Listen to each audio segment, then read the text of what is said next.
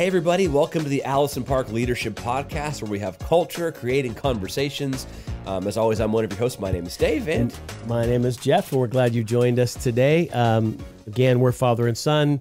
We both work at Allison Park Church. I'm the lead pastor. Dave's the Northside campus pastor, and Dave, you just got back from a very long trip to Tanzania. You got back from a very long trip to Indonesia. Yeah. So we both were away. I was there in Indonesia working with pastors of international churches in some of the major cities in Asia, and also being present at the International Church in Medan, which is in Indonesia. And one of the young men that grew up here and his wife, Tim and Kelly Pollock, are leading a great church of almost 1,000 people there. Shout out to them, by the way. And Dave, you were working with SOS Adventure and Johannes Amritzer, and I saw the video of the last night you were there. It was like 75,000 people. Yeah, I think they were still working on the numbers, but it was something massive. Yeah. We filled out a whole soccer stadium. And so you took a group of, 25 or so people? 32. 32 people from Allison Park? We had one team that came from my campus, the north side, and we took two teams from the Allison Park Leadership Academy. Shout out to there, by the way. Yeah. Those students absolutely crushed it. Yeah. Praying for healing. They're doing street ministry. Preaching the gospel. And then involved in these festivals. It was awesome. It was a great experience. The only downside is that one of your flights got canceled and you had a 21-hour bus ride before 23 before you started the journey back home. So we drove. It was not on my bucket list to drive across the entire width of Tanzania, but now you've done it. Well, the only cool thing, so we thought it was funny. Like the guy didn't have a GPS. They're like, "How is he going to know where to go?" There's one road. Yeah, there's one road. Can't get lost. Huh? You can't get lost. One stinking road the whole way. The one cool thing was we ended up driving through a safari zone. So for about an hour, we had an unplanned safari by you see anything? Zebras and elephants and warthogs and antelope and giraffes. It was cool. Yeah, and the city you were in was called what? Called Sumbawanga. Sumbawanga, and this is actually the witch doctor capital of Tanzania. Yeah. Actually, the name Sumbawanga means to cast witchcraft. Okay. It's crazy. It was a really weird, wild... I know you're planning a future conversation, which would be a follow-up to our conversation about demons and demonization and deliverance. I'm sure you have some stories. Yeah. If that's the place where you're doing ministry, there had to be a lot of stuff happening. Oh, right? man, yeah. A lot of stuff. Wow. A lot of stuff. And it got me thinking about just the view of this. I'm going to get into another topic here, but I guess I can tease it. It just got me thinking about how unaware we tend to be of the reality. There's a spirit world. Like I think when we talk about angels and demons or heaven and hell, we think of places that are far away. Yeah, they seem very theoretic to us. Yeah, they have impacts on how we live, but not really, but kind of. In the same way, like we're storing up treasures in heaven. Like someday we'll know, someday we'll understand angels and demons. But in reality, like right as we sit in this room, there are spirits. Like it's right here. Like there's a parallel world that interacts with the physical world. That's a spirit, and humans are manifestations of both spirit and physical body, and there are spirits. Anyway, topic for the future. It's interesting to get into. And people who are bound by those are crippled by their role in their life, and when Jesus is declared and people are prayed for, they are set free and put into a place of where they can start over again. So shout out to my friend Nathan Palmer, because he would love me saying this, but one of the things he's always like, this was 1/3 Jesus' ministry. I'm like, okay. I mean, I guess it was like he preached the gospel, healed the sick, cast out demons. Yeah, but it's a big part of the New Testament and not necessarily a Western culture thing. Yeah, because it's like, demons are over in Africa. Yeah, actually, demons are in America. Sure. I mean, they're not more present somewhere else. We're just not really thinking about them here. Yeah, actually, I actually think it would be great to have Tim Pollock from the church there in Indonesia on our podcast when he comes here in August or September, because he talks about how present they are in Indonesia and how it's a part of normal ministry. They were very, very present in Sumbawanga, I'll tell you what. Wow. Yeah. Okay, so what are we talking about today? That's a future follow-up conversation. Cool. Let's talk about what's today's issue. So I think, a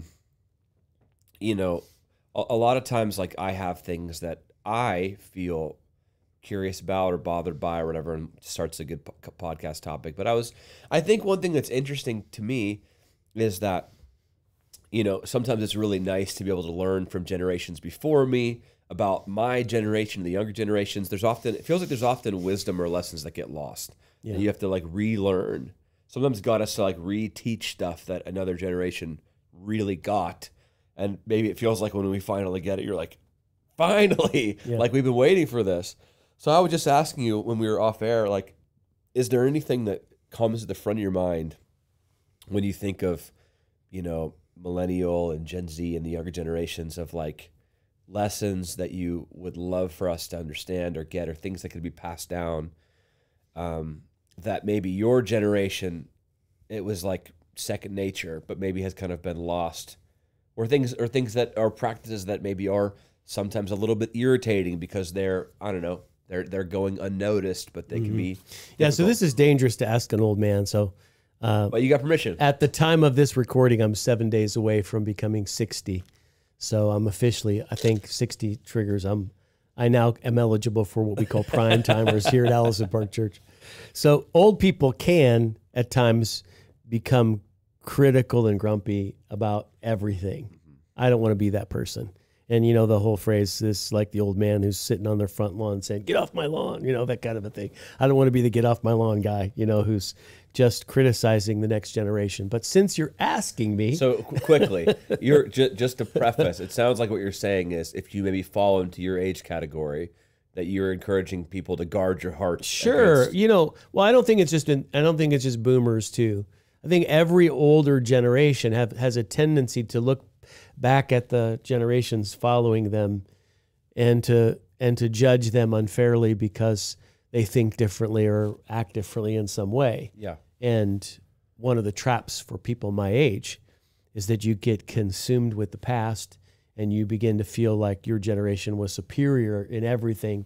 Because, listen, we're all legends in our own mind. The further we get away from what actually happened when we were younger, we embellish. Like every story you tell gets more and more legendary over time. Like the stakes get bigger, the miracle becomes more dramatic. It's just a pattern. So I want to make sure that as I become an older person, that I keep speaking life and find the good and stay humble and stay positive and forward-looking and bless and not curse. And so, but I have something that's sort of bothering me pretty perpetually. Okay. Well, can I pause you that for I a can second? talk about? Yeah, go ahead. And you can save this because sir. I realize I made a mistake. Speaking of legends, I want to give a shout out to the legend Rich Fenton for giving us a 5-star review. Yeah, there you go. I forgot to do gratitudes. I want to quickly say if you're a regular listener, thank you for being part of this. We always want to give shout outs to those who leave us a 5-star review at Apple Podcasts. So thank you, Rich. Yep. And if you haven't done that, we love to shout you out as well. But now back to what you're back to my pet peeve. Yeah. Okay. So this, I don't think, Dave, this is a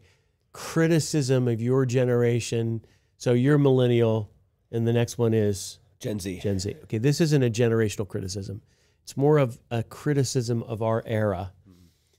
I think that this emerged with great force during 2020 and has become a part of the atmosphere of our culture today. And that's, I find the whole practice of virtue signaling exhausting. And I don't think that we, in years past, virtue signaled like we do today. And I think there's probably a number of reasons for that. One is the advent of social media, which allows everyone to have a platform.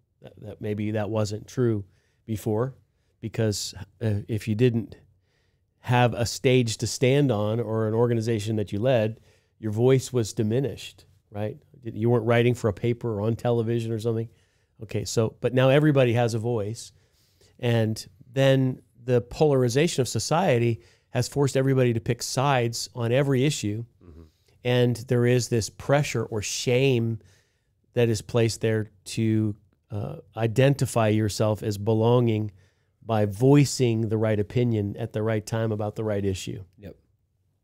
And often that comes with sort of a superior, dismissive tone that does not allow for any kind of conversation in the middle to come to any kind of compromised solutions. Yep. Okay. That's true. That is exhausting to me. Mm-hmm. And people who virtue signal, I have a guttural response to it. Number one, if you're a virtue signaler, I tend to lose respect for you a little bit. Like I start to shut you off. I'm like, okay, I just watched that, I heard that, and that tone, that makes me not want to listen to you. But beyond that, I just think there's something exhausting about the whole practice of virtue signaling, and I think it's a barrier to us coming up with real solutions for the problems that we're facing as a society. But let's pause now and let's try to define it. What is virtue signaling in your mind, Dave? And while you're talking, I'm gonna Google it so that I have some kind of specific definition. But how would you define this pet peeve of mine, virtue signaling? Yeah, we were just trying to discuss this a little bit ago. I think virtue signaling is making public statements about your correct opinion that are diminishing or degrading to anybody that thinks differently. So it's almost like that. I mean, if we're going to compare it to a Bible passage, it's almost like the Pharisee that's like, I'm so glad I'm not like those tax collectors. Yeah, okay, I mean? That's virtue signaling. Yeah, that's like biblical virtue signaling there. Because, oh, thank you, God, that I'm not like that Republican or that Democrat who's so woke or who's, you know what I mean, whatever it is. Yeah, okay. Here's the definition according to, I think this is Webster's Dictionary. The act or practice of conspicuously displaying, the act or practice of conspicuously displaying one's awareness of or attentiveness to political issues, matters of social and racial justice, etc., especially instead of taking effective action. Okay, that is my thing. That stated it so well, is that it's opinions without necessarily genuine solutions. It's the statement of something, informed or not, without the follow-up of character, virtue, and leadership.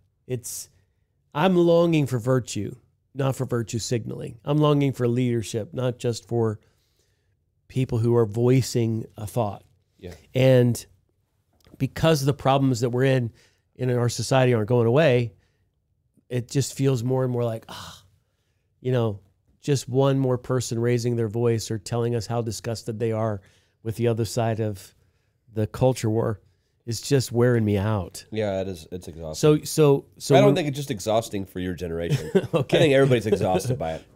And I think there's been a gigantic amount of pressure, which maybe some people think helps. I personally think it does not, to speak out on everything. Because in reality, how much is you speaking out on everything or me speaking out on everything, how much does it really impact things? I think it identifies you as a participant in one side or the other, but I'm not even really sure if there's a lot of awareness to be raised on anything, because there's so much. The profile that has been raised over the last, in this generation, the highest calling that it appears, now I'm talking like an old man, so you correct me, millennial, Gen Z, it appears like the highest calling you can ever have as an activist. I think everybody should be an activist. Is how maybe it's unspoken, but and if you're not, it's like, well, why wouldn't you be? Yeah, like, you don't want to stand for good things, or is that because you're cowardly, or is it because you're selfish? Okay, so there's a shame even with that. It like, be an activist, or else you are a bad person. If you're not an activist, then you're probably a bigot. Okay, I think that's unspoken. Now you're talking from a very progressive point of view. I think there's a similar thing if you're not an activist, then you're probably woke, or you're probably a sheep, or you're that's what you would hear on the right side of the political aisle. It wouldn't say activist though. Activist sounds more progressive. What would they say on the right on the if you don't speak for truth? Yeah. Okay. Yeah. Something like that. If you buy into the propaganda. Yeah. Right. Okay. So this is our world. And you had asked me earlier, Dave, you said before 2020, when you were growing up, was virtue signaling not a thing? And I was thinking back, like, did people virtue signal? I think they probably did, but because there was no social media, they didn't do it exactly the same. And because the culture wasn't as polarized, I don't think there was this, immediate response to a person who has been silent or said the wrong thing. Like there's an immediate response to someone who says something that another side disagrees with. Okay, so, but I do think people virtue signal, and I think we used to call it hypocrisy, right? It was like people pretended to be something that they weren't. They pretended to belong to something. It wasn't just hypocrisy. I was just thinking about this. Okay. So you something that feels, it's not virtue signaling over a political issue, but you would call it keeping up with the Joneses. Yeah. So it's like we have to keep up an image. That's Right. why people want to do so much debt. That's why we belong to this community organization. That's why we go to church. That's why we're giving money in this campaign. That's why we're, because the image of what your family looks like. Yeah, that's why we belong to the Little League or the PTA. And it is hypocrisy. Yeah. But I think it might not be. It might just sure. be genuinely participating with something and trying to bring change. But for the sake of image. But here's where the hypocrisy comes in, both with, I guess you would call the ancient form of virtue signaling, sure. And the current one is, and here's where the problem is, when the things you are saying with your mouth don't line up.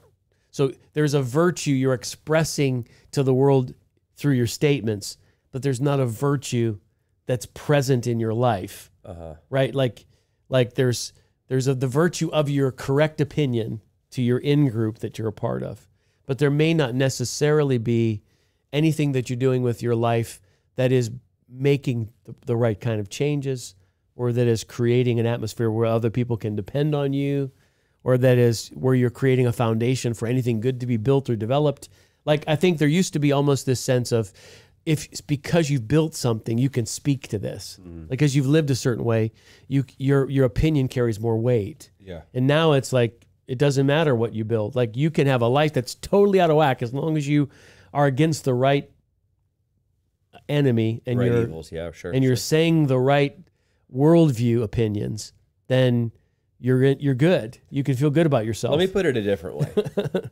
I think what you're saying is, you don't have to be a person who has a life full of all kinds of virtues, where you manage your money well and your family is in order and you're disciplined and you're even-tempered. You don't have fits of anger or rage. You don't have any kind of addictions.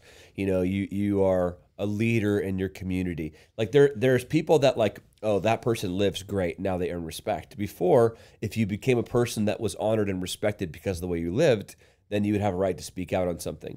Now, it's like your life could be a mess. Yes. And actually, which is, I think, the root of why it exhausts me. Well, the weird thing is, that's actually a social virtue, is to have your life be a mess, but to be transparent about it, because that's authenticity. And as long as, if your life is a mess, we all are a mess to some degree, but you're against the right things, or against the wrong, I'm not sure you say it, against the wrong things, and you're public about it, so therefore you're authentic, and you are aligned, and you're virtuous. You don't have to have a whole life of virtues. We're all a mess. That is a huge, huge part of, like, Gen Z and millennials, is like the authenticity of showing that we're messy. I think there was maybe some, like, I don't know what the right word is, resentment of this perceived thing in older generations, whether this is true or not, of, like, you act like you're virtuous, but you're not virtuous. You want to hide the mess. So we don't want to be fake. Yes. That we share our dysfunction. Right. But then at least we're aiming at the right worldview values. Yes. And so that makes us able to feel superior to everyone else. Yeah. So okay, this is the other part of it. So part of it is virtue signaling without virtue, to me, is hypocrisy. Second, virtue signaling without any kind of legitimate plan or action is just pointless. Yeah, it's not doing anything good. That's what makes because I could get on board. Like, in some ways, when people started the virtue signaling, I would be like, yeah, okay, you've identified a real problem there. I want to be a part of that answer. So what's the plan? Well, there's no plan. I'm just telling you what we all need to believe. Okay. And then you say it again and again and again, then another thing happens. And so what's the plan? Like, how do I sink my teeth? I'll give my money to it. I'll give my time to it. I'll work for change. I'll join arms with people, but there isn't a plan. Okay. So all we're going to do is just keep on raising the flag and saying this has to change. That's what's exhausting to me. Like, I'm a kind of person, I want to see progress. And I don't feel good if people keep talking but don't actually do. So that's what's exhausting to me. And then I think the third part is it can be a little bit of a, so it's not okay that your life is dysfunctional. Okay, so it's good that you're honest about it. I think transparency is good. But just because you hold the right opinion, that doesn't serve as an excuse to not deal with what is legitimately going on in your life. And so I think maybe, Dave, what I'm in search for is the word humility. Like, rather than me feeling superior just because I hold an opinion, I need to at least have some degree of humility about the fact that my life isn't where it needs to be. Yeah. Can we come back to that? Yeah, sure. So I think you said something, but I don't think you fully actually said it. When you were like, you don't actually, like, you're saying you speak on a matter, but you actually aren't doing it. Yeah. I don't think that's what you mean. Let me elaborate. Some people speak out on it, but they're giving to a political organization, or they're a part of, they've registered as an online, they're a member of whatever cause it is, NRA or Black Lives Matter, or like whatever side of whatever you're on, or whatever issue it is. So I think some people would be like, oh, I'm active in my activism.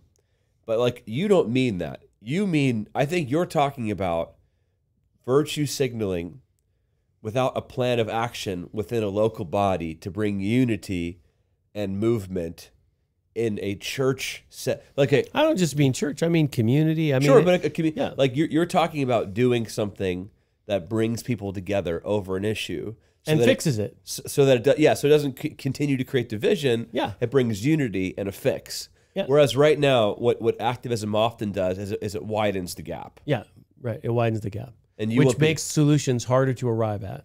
Yeah, and so therefore, all you're doing is just sowing into a widening division, and we're repeating the same sentences over the same problems, and they're not improving. Okay. Yeah, and I think we've seen this start with politicians. There used to be bipartisan problems. Yeah, exactly. Now there's not. Well, it's almost illegal. Yeah, right. I mean, if you actually say, you disagree with me, I disagree with you, but let's sit down and let's figure out where we do have agreement. Let's build some common ground. And I'm not going to label you, and you're not going to label me as an extremist, because we're going to try to build a friendship here across the aisle. We're going to work on some things that will make the world better, and we're going to lower our voices and our tone, and we're going to do this with a humility to realize that my way isn't perfect and your way isn't perfect, and we're all just trying to make it work. Yeah. That is what I'm talking about. Like, that's where I want to be. I want to be in the middle of the mess with people I don't always agree with, trying to make the world a better place.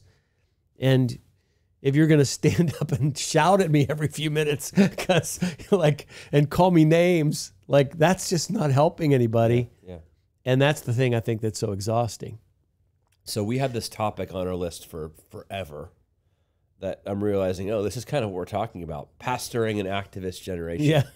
That was like that was one of our lists. Yeah. It's one like a bogey in the list. I'll get to that at some point.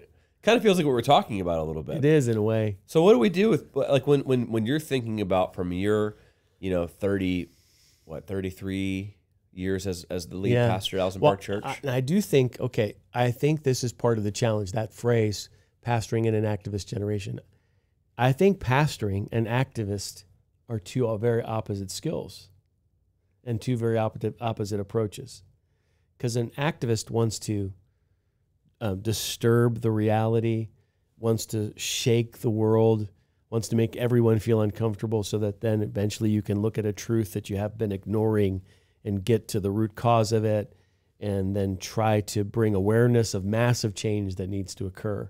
Pastoring is, I have this flock of people that's always trying to follow Jesus, and I'm trying to love them and serve them and keep them all together as a group in unity, and lead them into places that are healthy and help them nourish themselves and keep them away from predators, and move this body into a place where it can healthily address issues that they have in their own lives as well as the world has beyond us.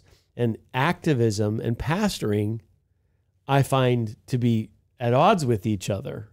Now, that's not to say you can't be a pastor activist on some issues.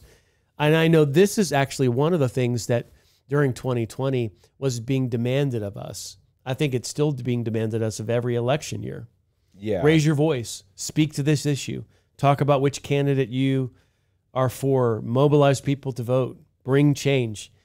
And so you're trying to pastor a flock which is made up of people who are on both sides of the aisle politically and have strong opinions about all of the issues and may not necessarily agree. And it's my job as a pastor, our job as leaders, to lead the body forward in unity and to follow Jesus in the midst of it all. And I'm sure there is some aspect of balance here where we're supposed to be active in certain ways and be pastors in other ways. But if you truly are an activist pastor, what you tend to end up with is a congregation of people who all think the same. Sure. Because if you really start to speak out, you're pastoring a political movement. Then you end up pastoring a faction of this rather than the body. Well, I mean, in the other side, the balanced side. So I guess if you don't do that, you have the approach of totally we don't address anything at all. Yeah. And we kind of stay silent. Or then you have the people, which is I think is what we're aspiring to be, where you get in the middle of the firing lines from both.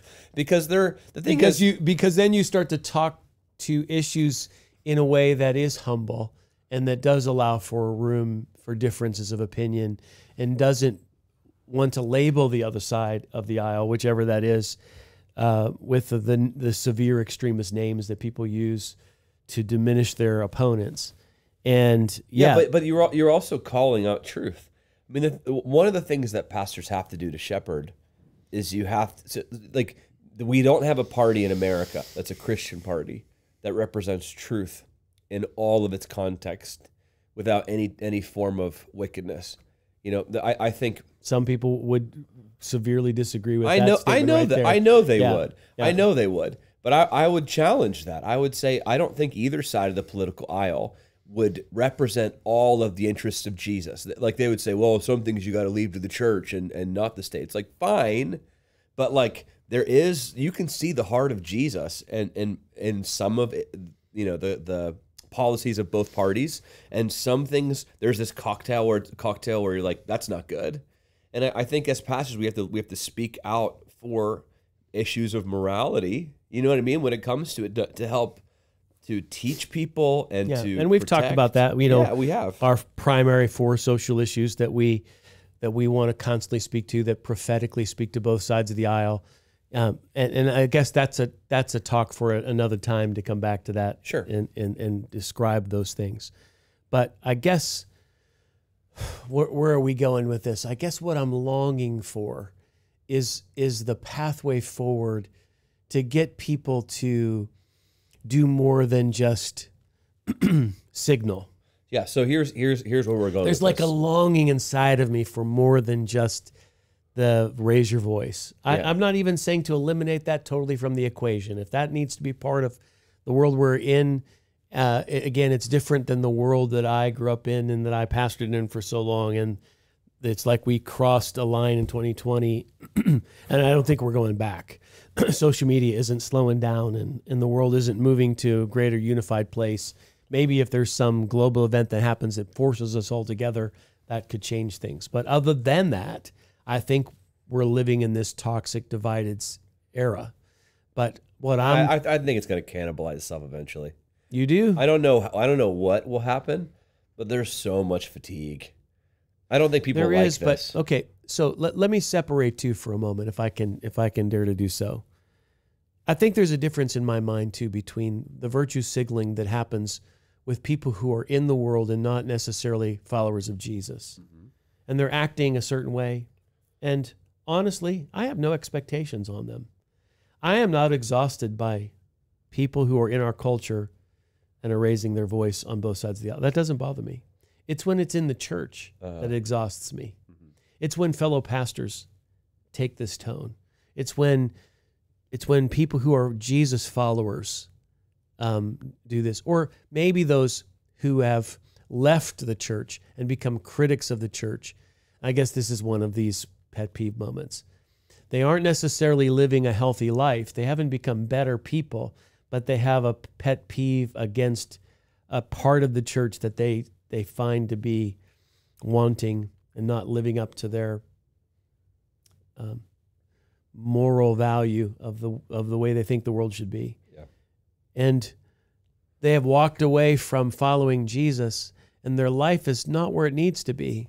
But because they hold this opinion that they think is virtuous, they aren't really facing the fact that God is calling them back home. Yeah. And he's actually wanting them to come back and repent and align with him, not to become a part of the right political side of the equation, but simply to get back into right relationship with Jesus. And that maybe some of the reasons why they feel so frustrated inside is because they're missing that walk with God that they used to have. Yeah.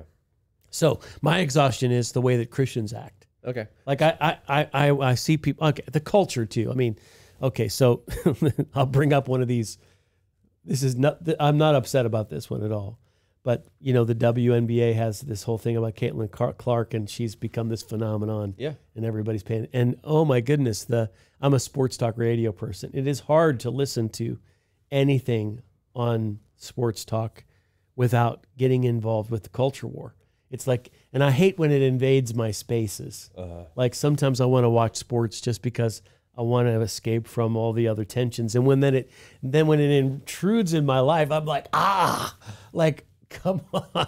Like, do we have to have this conversation on every platform? This is a big Dan Patrick conversation right now. Oh, it's not. It's just everywhere. I mean, it's every little YouTube clip. It's just constant. Wow. That debate over why she's popular, why she's on the Olympic team, why she's not on the Olympic team, why she should be on, and so it's a constant thing. Okay, so that's a general world thing. That has nothing to do with the church necessarily. But it just is, it's wearing me out. All right, so here's where we can go. Tell us, you take your stab at starting to pastor the activist generation. Here you go. What are some, like, so for people that are out there that are listening, you know, regardless of their age demographic, what are some things, I know you've talked a lot about what you're longing for, some shifts you'd like to see, but like take us there. Like what does it look like? Like when you build the road ahead in your mind that the church and that believers have to begin to go on, and that we can personally take steps to, and that pastors of churches who are listening that are also confused, like talk us through your mental map and your plan. Like, how do we pastor? Dave, I don't know if I have a mental map. You asked me my pet peeve. I'm sort of depending on you to come up with it. But no, I think you do. I feel like I could. Okay, so let's think. Okay, James chapter 1 says everyone should be slow to speak. Yeah. Right. Let me read it. Do you know that verse? I normally can pull everybody up. should be quick to listen, slow to speak, and slow to become angry. Yeah, for the anger of man does not produce the righteous life that God desires. So quick to listen, slow to speak, slow to become angry. So the first thing is, I think that we have gotten way too active about everything and when it comes to social media. And if I would say, so you have gone to this extreme that I'm not quite where you are even on it. I still am involved in social media, but I would just simply say, be careful about what you post. Yeah. I actually think that if I were going to rate things, the followers of Jesus, for the most part, have way improved their online activity since 2020. Oh yeah, it was horrible in 2020. Yeah, so sure. I think the slow to speak, quick to listen, slow to speak, slow to become angry on social media has improved 1,000% since 2020. Okay, so I think that's very healthy. Yep. I would just say there's a couple of questions that I ask myself before I say anything on social media. Number one, I ask myself, Holy Spirit, is this my assigned area? Am I supposed to talk to this? Sure. Number two, am I taking the tone that you would approve of? That's good. Number three, am I labeling the other side intentionally or unintentionally? And if so, is that fair to the conversation and helpful to move the ball forward? And honoring to Jesus. Yes. And then I think there's a fourth one, and this is my current response, and that is when you are reading something that is online and you can begin to see the darts fly, start to shut it down. Get out of that conversation. Don't read it. Don't allow for the garbage and filth that comes with that virtue signaling mindset to dominate your own heart and life. Okay, if the Holy Spirit is telling you that this is your assigned area, you are supposed to speak up for this particular issue or this particular challenge, I think then you have to do this with great care and precision. I think I would say, if you're going to post something, vet it. Maybe you need to have other people in your life that will help read through your stuff before you put it out there. From the opposite side of the aisle, maybe. Or just wiser people, older people, people that are a little more, that are just going to give you good feedback. Sure. Okay. Then I think there's a second thing, and that is, I think, so, okay, there is both sides of the political aisle, the culture war, have a stake in saying that things are worse than they ever were. Yeah. I actually think things are way better than we realize. Yeah, that was that book we read. Yeah, so the book Factfulness, I would just recommend too. There's two books that have been revolutionary in my thinking over the past year, and it's the book Jesus Skeptic, which tells of all the improvements that have happened in the world through the influence of Christianity in the past 200 years. And then secondly, Factfulness, which is a secular book based on a researcher that show how much the world is improving in every context. Yeah, we've mentioned it before, but it's a really good read. And Yeah, actually, it's a very fun read. So you're like, oh, things are actually a lot better than I thought. Way better, way better than we think. Right. And things that we are pointing at as crises in the world, if taken in historic context of the last several decades, are actually way better than they used to be. Right. It can still be a crisis, but it's not. It's easy to dismiss improvements if something is still not fixed. Yeah. Right. So I was talking to someone in my life who's older than me, and they are a Fox News watcher, and they said, "Did you hear this? And did you hear that?" And they pointed out 4 or 5 things that, and I said, "Yeah, I actually don't think that that's completely accurate. I think." Like they were talking about crime. And I said, I don't think the crime rates are as high as you think they are. I just think that there's pockets of places where the crime is rampant. But in our community, it's not up. You know what I mean? So I think we have to take everything in the proper context. This is what the virtue signaling culture war doesn't ever want to do, is add context. Right. Because if you add context, then it loses its punch. Yeah. If you add context, it tends to decrease fear, because if things are improving, it's less urgent. Yes. And what they need, what each political party needs more than anything, is urgency. And fear. Yeah. Or else they feel like they're going to lose their grip on the war. Right. Now everything is getting better. There are a lot of things that are getting worse, but there's so much that is better. And then most things are getting better. And then this is another thing too. Well, part of the context of our lives is that we are a part of a nation on earth that is the richest 1% of the world. Yeah, right. And the problems that we are fighting over are problems of affluence. Now, comparatively. So like I was just in Indonesia. We tend to forget sometimes things like, okay, in Asia, the part of the world that I was in, 1.4 billion people live in India, 1.4 people live in China, and 275,000 people live in Indonesia. Most people have no idea even where Indonesia is. It's 275 million? Million, correct. Okay. Indonesia, 1.4 billion in India and in China. Yeah, so 2.8 collectively between those two nations. And then 275 million. Which is the 4th largest country on earth. 275 million is? Yes. So Indonesia. Is U.S. third? U.S. is third with 330 million. Oh, wow. I didn't realize that. Okay. So in the grand scheme of population basis, so I asked Tim as we were driving around, or one of the guys that I was with, about, do you have this culture war going on in Indonesia? And he said, no. He said, that's not happening here. And he said, we're entertained in some ways by what we see happen in the U.S., but that's not a culture war here. And I said, why? And he said, because in Indonesia, the people receive nothing from the government. They don't have any Social Security or health benefits, or everybody's left to fend on their own. So there's nothing to fight over.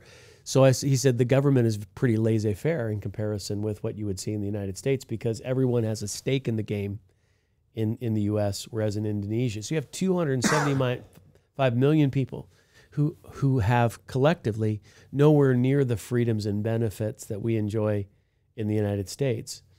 So we're part of the richest 1% of people on earth. Our economy is not great, but it in comparison with the last 6,000 years of history, I mean, the conveniences and the benefits and the available food and medical care that we enjoy is unprecedented. Right. Okay, so we are dealing with what they call first world problems, but the top of the first world, and we're battling over so many things that are going on with that.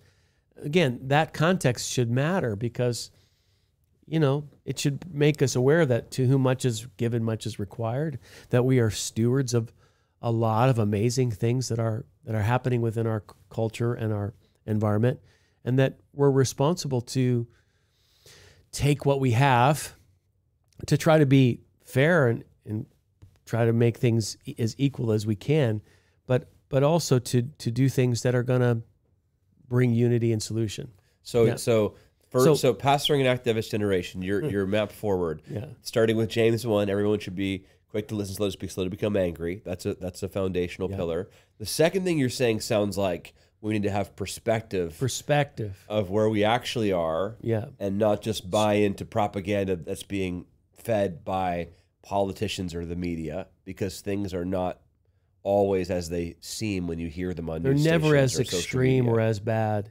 And your opponent isn't as evil as you're hearing that they are. Right. Okay.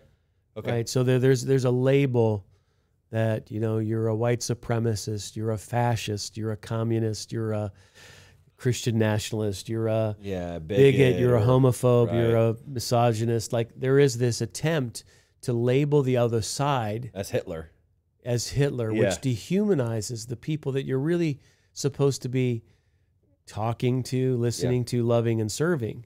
I mentioned this a long time ago in a podcast, but there's a book that I read by this reporter named Matt Taibbi called Hate Inc., and it's all about the how much money has been made by the opposite side news stations by sensationalizing the news. Is essentially the idea. People sell the news by sensationalizing just how intense and how urgent it is, and so if you're not intentional, it's pretty much impossible to have perspective. You won't hear perspective. Yeah. You hear sensationalized pieces of news that aren't fiction. They're just exaggerations of where we are. Yeah. So so I said, I think in the church world we've gotten better since 2020. People are not posting online as crazily as was happening back then. But I think that the tone of the culture when it comes to the culture war is amping up still. Yeah. It feels like, because the other side is so evil, that anything would be legitimate.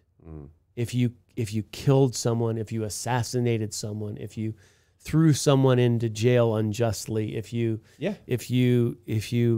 blew something up, because we have to take our stand, and we're dealing with Hitler, and we're dealing with these Satanists, and I mean, so it's like, so whatever we have to do, and there are parts of our culture that are hoping for a civil war of some type. There's some people that are even preparing the map that certain states will withdraw from the United States and there'll be two nations, and I mean, or some way that this will come to bloody conflict.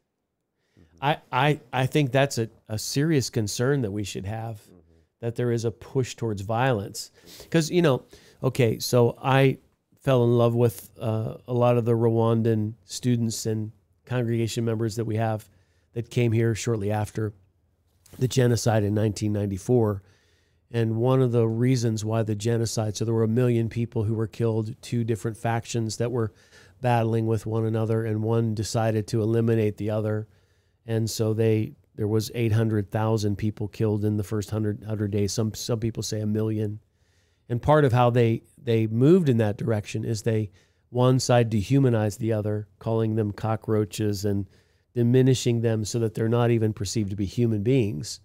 And that then the next phase is, well, since they're not even human, then we can kill them, right? Same thing happened with the Jews in the Holocaust. The Germans spent a whole generation dehumanizing the Jews, so that when finally they said exterminate them, it was something that people were like, well, of course you would, because they're cockroaches. Yeah. They're just bugs. They're a blight on society.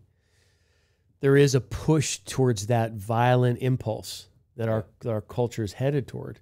And I think the church has to stand in the gap when it comes to that, to try to bring peace, and to, again, bring sane solutions to problems and circumstances.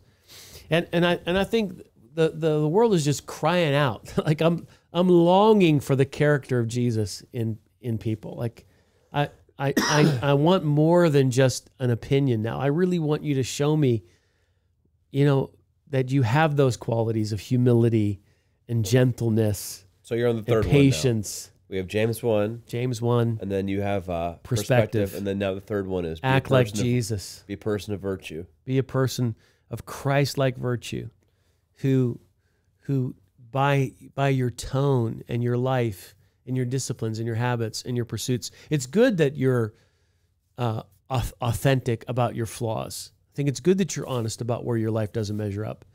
But don't cover that up by your opinions being proper. Deal with your life. Okay, so if your life is out of whack, don't make yourself feel better just because you virtue signal online. Deal with your dysfunction. Get your life together. Start to build a healthy habit. Meet people who disagree with you. Have lunch with people that have a different perspective. Have a conversation with somebody who has, and listen, more than just railing at them. Listen to where they're coming from and why do they think this, and how can we pray for each other? And there's got to be a way where we can start to act like Jesus towards each other and towards the world around us, so that we can be peacemakers, right? Yeah. So I think that may be step 4, and that is to actively pursue peace. Yeah. Where we're working together to make the world a better place, to solve problems that need to be solved, to speak up for things that need to be addressed, but to do it in a way that creates space for peace to happen. Yeah. And so I guess if I would want to move your generation toward anything, like you said, but I don't think it's just your generation, our era toward anything. If the church is improving itself, I actually think I'm cautiously optimistic that in this election year of 2024, it's been way less hostile in the church world than in 2020. When we started this year, I thought, oh man, it's an election year, it's going to get crazy. It actually hasn't been that crazy. Not yet. In the church world so far. So if I could move us forward a little bit further, it would be to not get so caught up in the war, and to try to operate based upon the values of the kingdom of God to make peace and positive change in the situation. Because we all have to be prepared that the side that we think should win the election and the side we think should win the war might not win. Mm-hmm. And our hope isn't in the power of political systems or politicians. Frankly, I mean, like maybe some politicians would make things better for this or better for that, or maybe I know a lot of it's we got to protect our children and there's all this other stuff out there, and it's not invalid, but our hope isn't in politicians, and our hope isn't in policy. Because the power structures, I've been alive long enough now to see many presidents, and I have lived through many administrations, and I've seen Democrats and Republicans come and go, and no one solved every problem, and no one created every problem. The culture we're in is what it is. Mm-hmm. The structures of power can make things better or worse, but ultimately we are faced with a culture that's in chaos and moving away from God, and losing the values of virtue and character. And we are in need of a revival. We need a move of God to bring us back to where we need to be. This particular podcast, Dave, I'm feeling a little more uncomfortable with, because normally I'm seen as you're disturbed and you're asking me and I'm speaking into situations, and so it's much less vulnerable. You don't like it? No, I don't like it. Oh. So are you satisfied with my solutions? Yeah, I think it's What good. would you add to that? What would you add to what I have put forward? By the way, we're not saying don't be involved, don't vote, don't work for campaigns, don't try to get people elected that you think. All that's very important to do. We're really just talking about this tone of things that Here's needs to change. here's what I think. If I'm going to add anything and take it a step further than you did, what annoys me is when people are not asking the question, "What's wrong with my party?" It's so irritating. Like, your allegiance has to be to Jesus before it is to Democrat or Republican, before it is to our nationality, to our race, to whatever it might be. Like, because I think often our loyalty gets divided. And it's like, you know, like our loyalty to the NRA or there, you know what I'm saying? Like, there are all these. It's like ultimately my loyalty first and foremost has to be to Jesus. There's no perfect social political system, and I think, like, again, you were saying, I do think it's actually probably even healthy to be somewhat engaged in what's happening in your state, your nation. Oh yeah, you know, to be aware of it and absolutely. to be moving us towards what you think would be honoring of Jesus. But I think, like, I think it's just so important to be able to break the echo chamber, to find fault in our party, not to criticize our leaders so much as to be like, this isn't perfect, and to realize that, like, there is something so healthy about us admitting our own fault, the fault of our party, the fault of our family, the fault of our tribe, so that we can bridge the gap with other people, because unity is what God desires, not unity over truth. I'm not saying that. Not unity so that we can be sinning altogether or ignoring major things. But, like, being right is not always the main thing, you know? And I think, like, especially being right when we ignore how we're wrong. So, like, in an election year like this, I think everything you're saying, you know, James 1:19 and having perspective and, you know, I think that's important. And I think it's just, like, if we're really going to be authentic, part of what annoys me about virtue signaling is, like, the hypocrisy of, I'm 100% right, and my party is so good or holy or Christ-like, and this other party is awful, and how could I be like them? It's like, yeah, and even as you're hearing that, you might be hearing Dave, and you think he's talking about you, but actually, this is. So, like, you say, oh, Dave must be a Democrat or Dave must be a Republican. Because seriously, I'm hearing you say that and people are like, I wonder what side Dave is on with this. I'm really not on either side, honestly. Yeah. I think to be honest with you, like, I am fed up with politics. I really am. What I'm fed up with is how everything is politicized. There was a day and age when not everything had to be, like, it didn't have stakes. You could talk about things and it didn't represent your views on life and existence and on morality, but everything is politicized. And so I'm ticked off at the whole system. Like, I don't feel like, I think that there's lots of social issues that I think we have to stand for because they're truth. So, for example, just quickly hitting them again, because we talked about the four that the late Tim Keller mentioned, you know, that, so standing for racial justice, standing for the poor and the marginalized, standing for the unborn, and standing for Christian sexuality. Yeah, more than just the unborn, though, standing for the value of life and everyone being created in the image of God. But yes, I agree with that. Yes, and for Christian sexuality is what you said is necessary. So I, like you, feel fed up with politics. I am. It's exhausting. That's part of the conversation, is just exhausting. And I'll just say like this. I don't want to be an activist. Yeah, right. I know that may be heretical to some people in this generation, but the more I see of activism, I want to bring change. But here's what I want to be. I want to be a leader. I want to be a shepherd.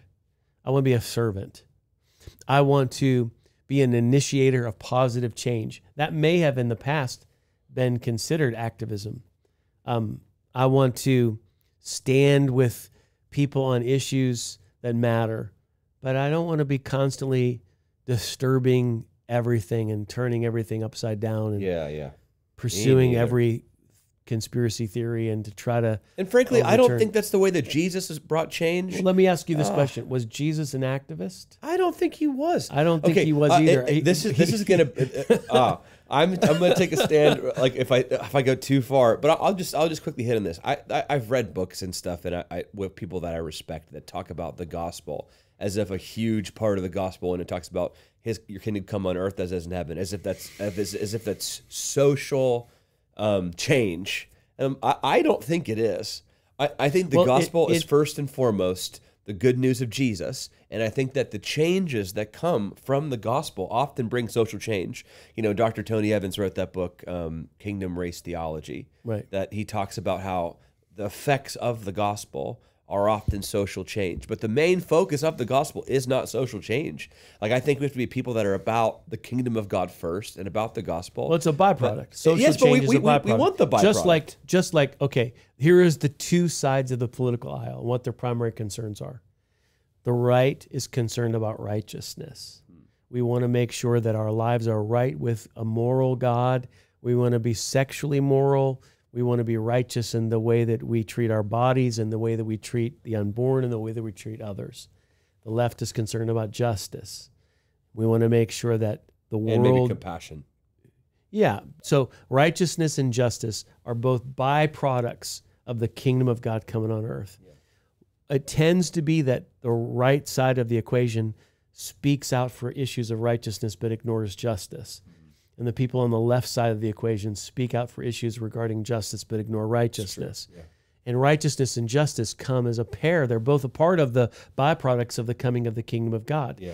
And I think we need to speak up for righteousness and justice in the world. And we need to live a life of righteousness and justice in the world. Yeah. And so if I speak up for righteousness and justice, but I'm not living a life of righteousness and justice, then all I'm doing is signaling to the world that I think I'm better than everyone because I hold a certain opinion. Right. But I think we need both of those. And I think in the election year, pastors should speak up for righteousness and justice. Yes. In a way that brings both into the forefront of the conversation that probably will make both sides of the political aisle in this current climate unhappy. Yes. Because that resonates with me so much. It doesn't ignore that there's another side to the equation, and that both righteousness and justice need to be emphasized. And it doesn't find salvation through political power. Yeah. Oh, this is so irritating to me. If people like, I guess I'm not on any side really at all. I'm just anti looking at the world through structures of power and thinking that the solution to problems is through my side gaining more power. More money, more political power, a louder voice. That's not going to fix it. Like the prophetic voice that I believe Jesus has for us is addressing all issues of righteousness and justice. It's not to hide from them.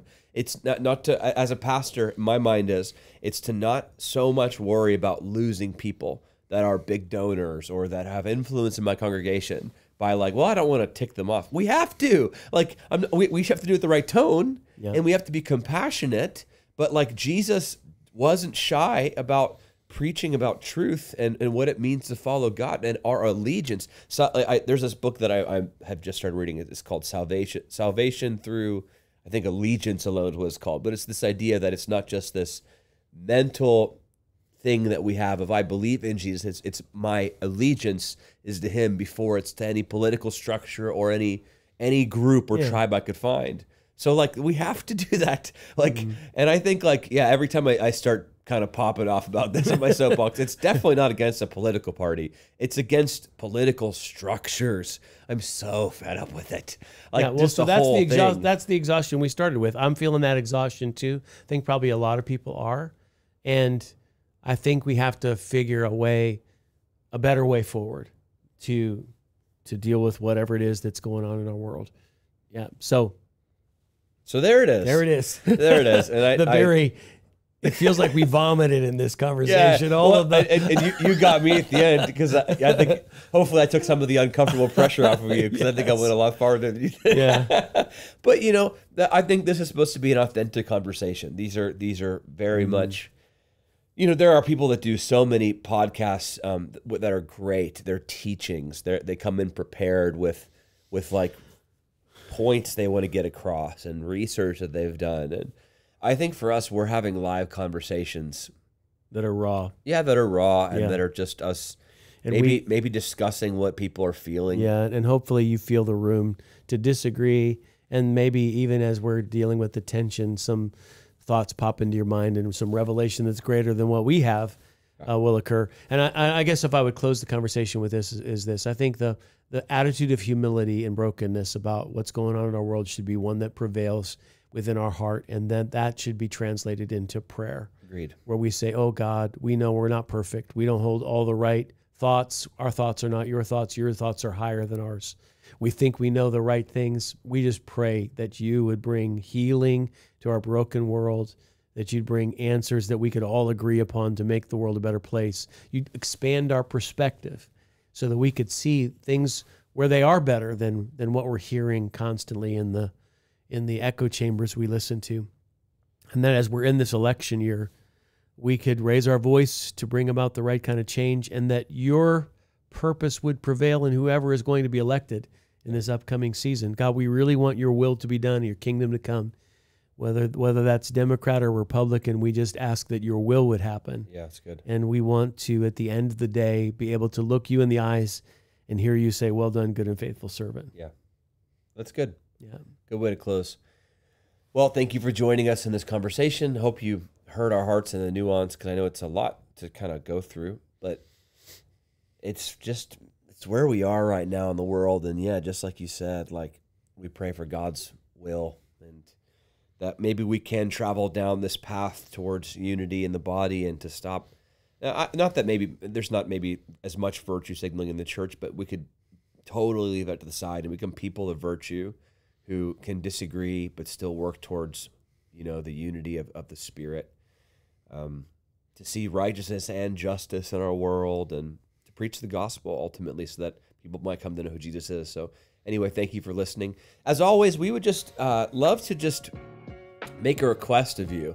If you are listening to the show, maybe you've been a part of it for a long time, we would love your help kind of getting the word out about this. The way that we can spread the word is by raising the profile through 5-star reviews on Apple Podcasts or on Spotify. Or if you're watching on YouTube, you can like and subscribe. You can share this on social media, text the link out. There's that little arrow button. You can text it to a friend if you like this episode in particular, or maybe, as you mentioned before, that one, the baptism of the Holy Spirit, has kind of been sort of circulating. But share your favorite episode. Any of those kinds of things would really help us to reach more people, and that would be just the best present ever. So we'd love to ask that from you. But in general, thanks again for joining us. We really enjoy you being a part of this dialogue. See you next time. We're excited for what's coming up in the future. So yeah, we'll see you guys again next time.